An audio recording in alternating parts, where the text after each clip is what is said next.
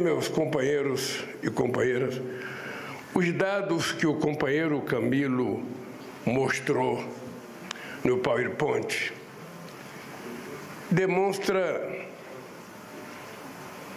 que o Brasil, durante muito tempo, não teve nenhuma responsabilidade de cuidar da educação desse país.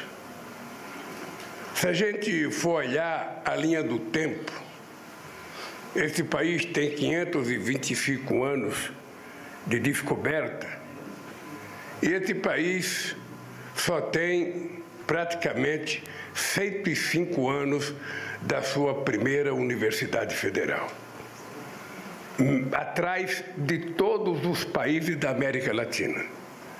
É importante lembrar que em 1920, quando nós criamos a nossa primeira Universidade Federal, a chamada Universidade Brasil, que se pegou um monte de faculdade que existia no Brasil e se criou a Universidade Brasil porque o rei vinha de Bruxelas para visitar o Brasil e um rei tinha que receber título de doutor honoris causa. Então se criou a universidade pensando em dar um título para o rei e não pensando na educação do povo brasileiro.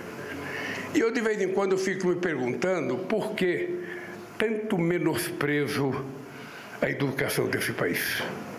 Por que tanto menosprezo na formação do nosso povo? Por que tanto menosprezo quando a elite brasileira sabia que nenhum país do mundo iria se desenvolver sem que antes tivesse investimento na formação do nosso povo? É a formação intelectual do nosso povo, a nossa formação profissional, que faz com que o país possa crescer economicamente, que faz com que o nosso país possa crescer culturalmente, que faz com que o nosso país possa ter competitividade e qualidade nas coisas que ele faz. Fora disso, nós seremos um país que nunca seremos levados em conta.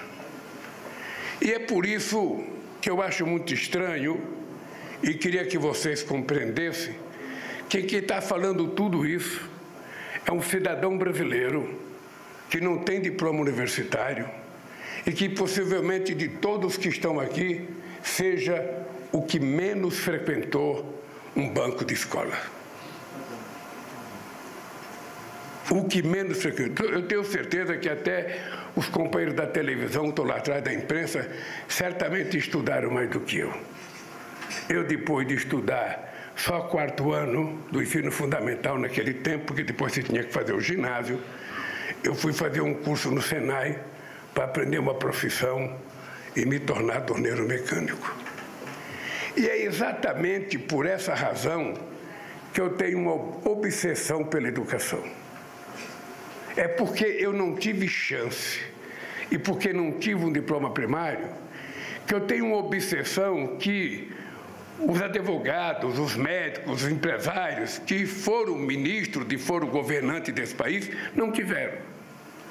Porque certamente eles já tinham se formado e certamente os donos de engenho mandavam os seus filhos estudar na França, na Inglaterra, nos Estados Unidos, na Espanha, em Portugal.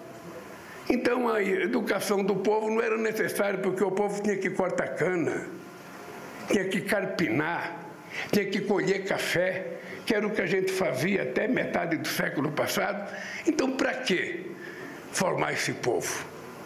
E eu, então, tomei uma decisão de que era importante a gente cuidar da educação nesse país, senão a gente não saía do limbo em que a gente se encontrava. Tive sorte de ter, até antes do Camilo, o melhor ministro da Educação do Brasil, que foi o companheiro Fernando Haddad, e o companheiro Camilo entrou com a missão de que ele teria que ser melhor do que o Haddad, portanto, teria que fazer mais. Essa é a tarefa dele. Era como se a gente encontrasse alguém para jogar mais do que o Messi, para jogar mais do que o Maradona, para jogar mais do que o Pelé. E nós temos que encontrar. E você tem mais 2 anos para provar que você tem condição de fazer isso. Veja, e quando o companheiro Camilo mudou aqueles dados, da quantidade de gente que não tirou diploma, da quantidade de evasão escolar, da quantidade de desinteresses pela educação nesse país, nós temos que procurar de quem é a culpa. Eu, pela minha pouca idade, eu discuti muito nesse país sobre a questão dos educadores do país, Heleno.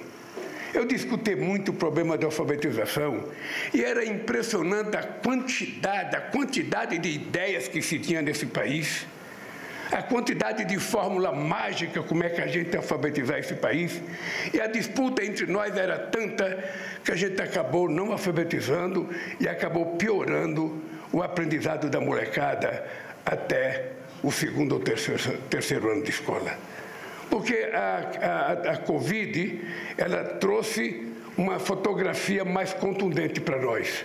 Mas nós já sabíamos pela Prova Brasil que quando eu cheguei aqui no governo em 2003, era uma amostragem de 400 mil alunos que a gente fazia, e nós resolvemos decidir fazer a Prova Brasil com todo mundo, porque não é possível que a gente não tenha preocupação de medir se as pessoas estão aprendendo ou não.